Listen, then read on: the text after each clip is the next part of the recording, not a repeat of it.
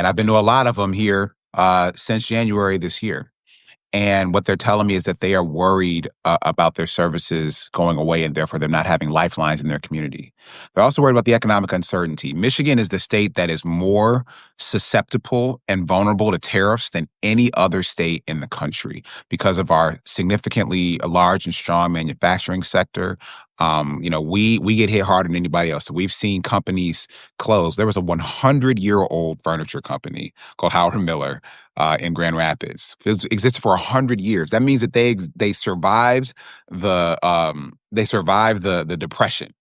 They survived the World War II, but they had to close up shop after 100 years and lay off 102 people because of the Trump administration's disastrous trade policies that are not about reshoring anything, but they're about finding ways to put money in his people's pockets. So I just think people are fed up and frustrated.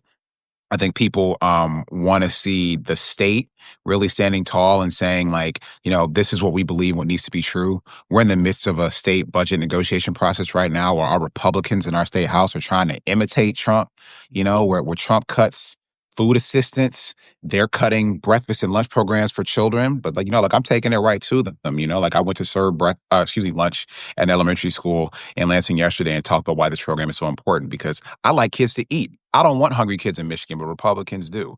I did a town hall in Congressman John James's congressional district talking about the Medicaid cuts because you know what? I want seniors who need that long-term care to be able to have that care, but instead he voted to cut that care for up to, there are 182,000 people in that congressional district who get their health care through Medicaid. And so, look, I care about positioning people for success in Michigan, for a dream of health and wealth that they have a right to pursue. The people are seeing this Trump administration is not the one that's going to get it done.